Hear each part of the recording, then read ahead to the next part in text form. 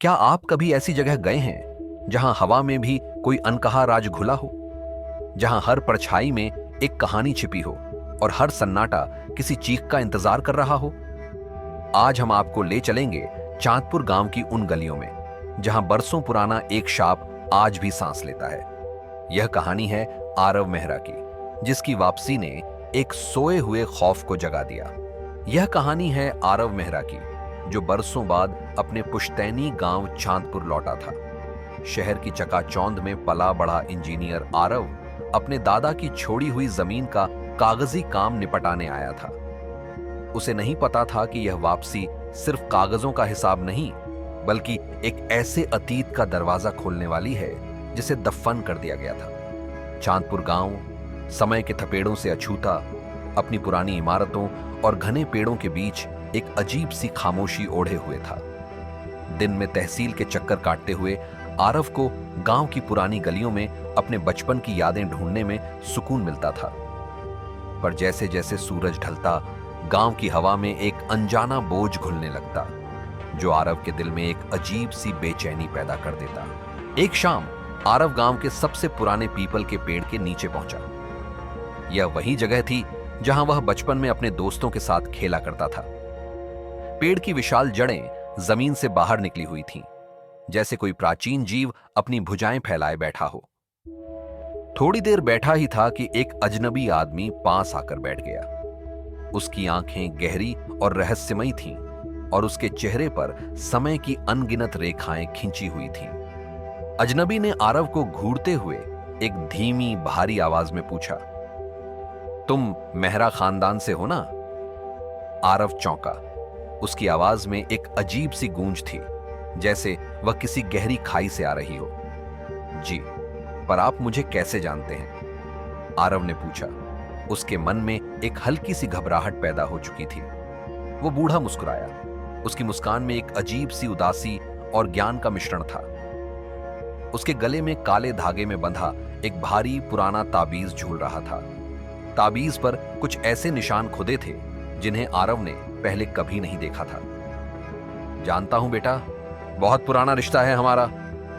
तुम्हें जमीन चाहिए ना? वो तभी मिलेगी जब तुम विष्णु बाबा को ढूंढ लोगे। वही तुम्हारे हिस्सेदार हैं। बूढ़े की बात सुनकर आरव के रोंगटे खड़े हो गए। हिस्सेदार? ये कैसी बात थी? वह कुछ और पूछ पाता, इससे पहले ही बूढ़ा उठ खड़ा हुआ।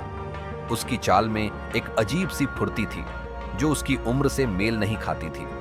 आरव ने पलक झपकी और जब उसने दोबारा देखा तो बूढ़ा वहां नहीं था। वह जैसे हवा में घुल गया हो, बिना कोई निशान छोड़े। आरव ने चारों ओर देखा, पर वहां कोई नहीं था। सिर्फ पीपल के पत्तों की सरसराहट और एक अजीब सी ठंडक जो उसके दिल तक उतर गई थी। रात को घर लौटते वक्त आरव को एक अजीब सी बेचैनी महसूस हो रही थी। गांव की गलियां पहले से ज्यादा सुनसान और डरावनी लग रही थीं। जैसे ही वह अपने पुश्तैनी घर में दाखिल हुआ, उसे लगा जैसे किसी ने उसका पीछा किया हो।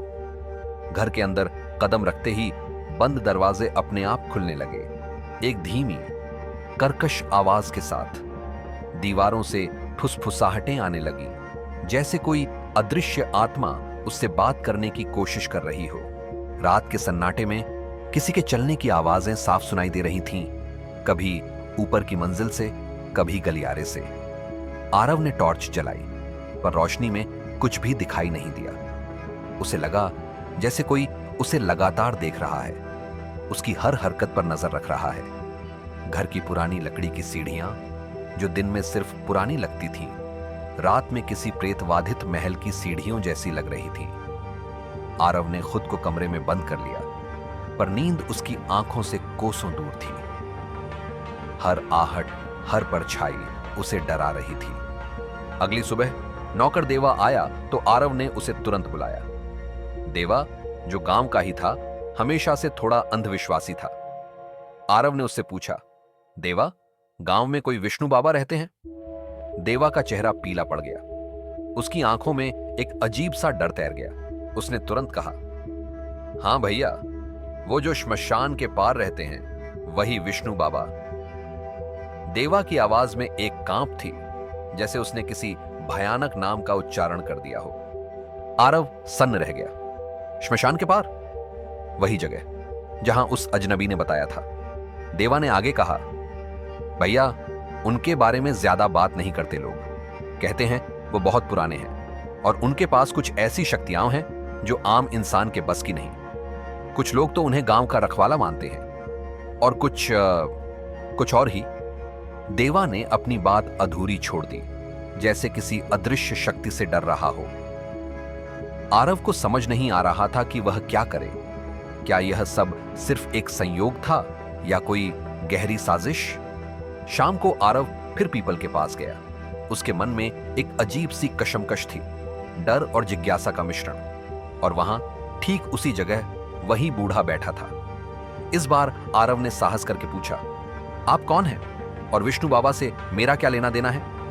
बूढ़े ने धीरे से अपनी आंखें खोली। उसकी आंखों में एक गहरी प्राचीन पीड़ा झलक रही थी। तुम्हारे दादा के कर्मों का हिसाब अधूरा है बेटा। उस हिसाब का इलाज उस संदूक में है जो तुम्हारे घर की अलमारी के पीछे छिपा है। बूढ़े की आवाज अब और भी धीमी और रहस्यमयी हो गई थी।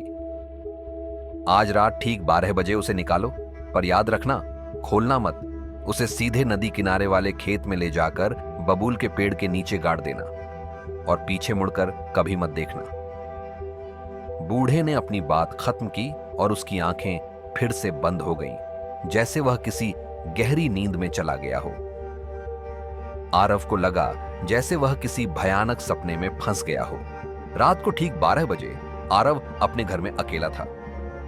घड़ी की टिक टिक की आवाज उसके दिल की धड़कनों से भी तेज लग रही थी। उसने अलमारी के पीछे की दीवार को टटोला। वहां की मिट्टी थोड़ी डीली थी। उसने फावड़ा उठाया और मिट्टी खोदने लगा। हर फावड़े के साथ उसके मन में डर और उत्सुकता का तूफान उठ रहा था।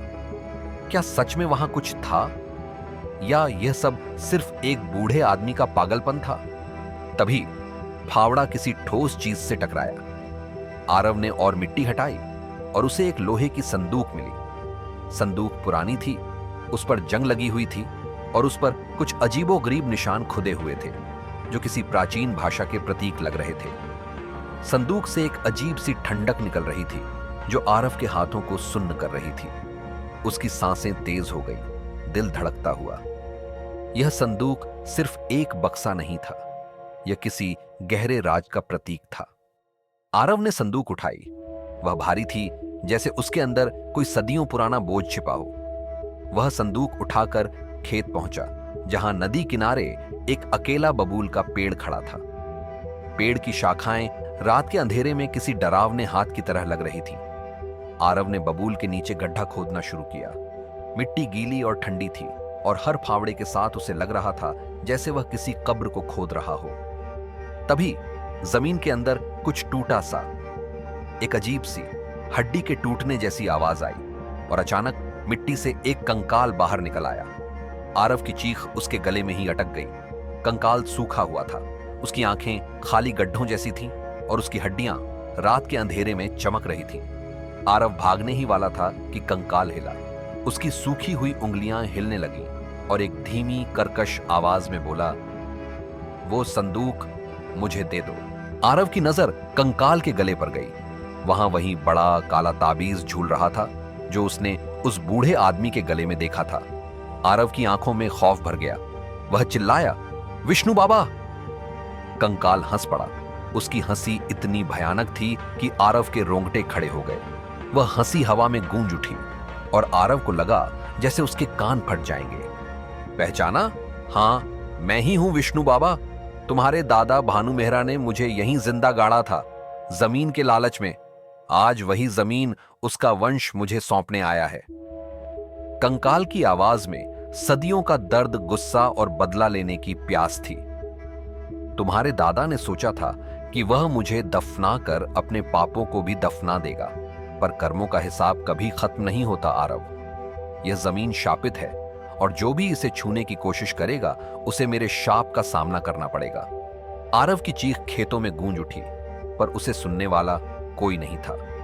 अगली सुबह देवा जब खेत पहुंचा तो उसे बस बबूल के नीचे एक ताजी मिट्टी का ढेर मिला और उस पर पड़ा था वही पुराना काला ताबीज जो अब पहले से ज्यादा ठंडा और रहस्यमय लग रहा था।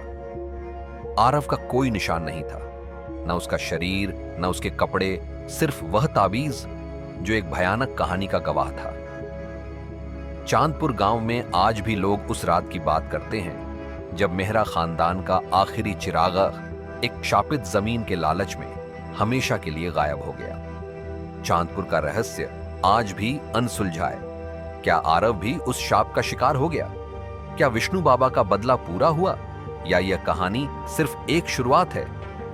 अगर आप भी ऐसे ही अनसुलझे रहस्यों और डरावनी कहानियों के शौकीन हैं, तो इस कहानी को अपने दोस्तों के साथ साझा करें।